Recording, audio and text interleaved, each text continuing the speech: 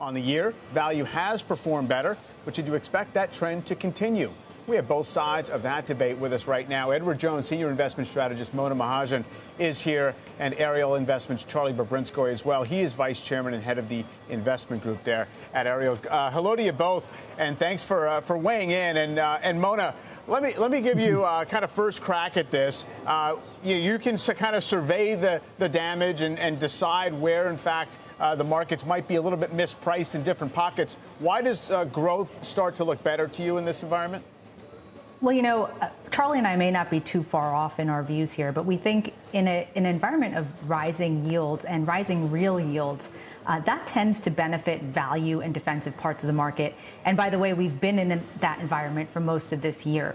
Now, at some point, investors do have to start thinking about when we get towards a peak in yields. And historically, that peak in yields comes about 2 months before a peak in Fed funds rate, so the Fed funds terminal rate. So if you think Fed funds are peaking sometime in the first quarter, a couple months prior to that, you may get a peak in yields as well. And when yields peak, stabilize, tend to roll over, that's really when, the longer duration parts of the market tend to work better, and that's when growth can work better. So in the near term, if yields and real yields are continuing to rise, you may not get that environment yet, but you may get some volatility that gives you the opportunity to at least think about where you'd want to position for potential growth rebound, perhaps in the year ahead.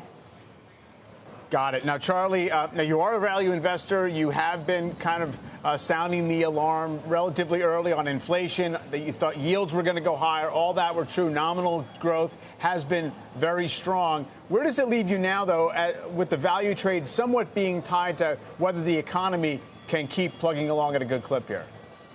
That is the right question, Mike. You're absolutely right. We could see that we thought that inflation was going to be higher. For some reason, the Fed didn't. And now we think inflation is probably peaking and going to come down. And now, unfortunately, the Fed thinks that now is the time to get tough on inflation. So, but you're absolutely right. Value has outperformed growth. It's because of the reasons that Mona mentioned, that, frankly, growth stocks were overpriced. And higher interest rates are tougher on growth stocks than they are on value stocks. So the only thing I'd be just a little cautious on is I still think we're a little too low on interest rates. We've certainly gotten them much closer where they should be, but historically the 10 years averaged about 4%. We're still below that, so I still think we have a little higher to go on rates, which is generally better for value. But your fundamental point is right. If the Fed is hell-bent on crushing this economy, that is not going to be great for any part of the stock market, and it's not going to be great for value. Yeah, I mean, clearly it's all about, I guess, relative advantages, not, absolute protection from a further downturn in the economy.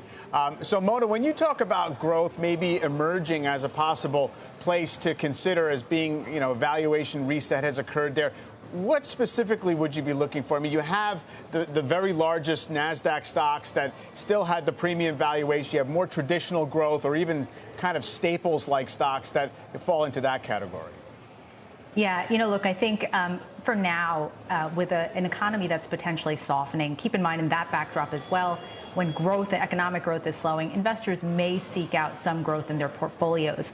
But I think what we will see first recovering is the stable quality parts of the growth market. We're still pretty cautious on the more speculative, higher valuation parts of the market. But within stable growth, there are some secular winners from a long-term perspective. If you think about areas like cyber, like parts of the healthcare market that can be considered growth, robotics, et cetera, cloud, enterprise spending, anything with established business models. And in fact, as we think about a market going through a downturn and then reemerging from a downturn, that's really when you'll start to see, especially on the enterprise side, some of that spending rebound, and even on the consumer side, some of that rebound as well. So think about your most loved quality growth names and really think about over the next 3 to 6 months when you get that opportunity. Keep in mind, growth has been beat up pretty badly this year, down 30% already, as we noted. Valuations have come in quite a bit.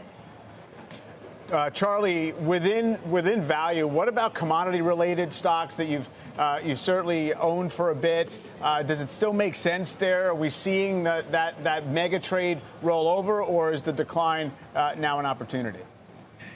Tough day to be on to answer that question. I've loved Apache and Mosaic all year long. They are still up 21 to 30% on the year, but they were up 50% a couple of months ago. I still believe that demand for oil is going to be higher next year as the emerging markets, particularly China, comes out of the COVID lockdowns. I still think we're going to have more demand next year than this year, and we haven't been spending enough on exploration. And so I think both supply side and the demand side are going to push commodity prices higher.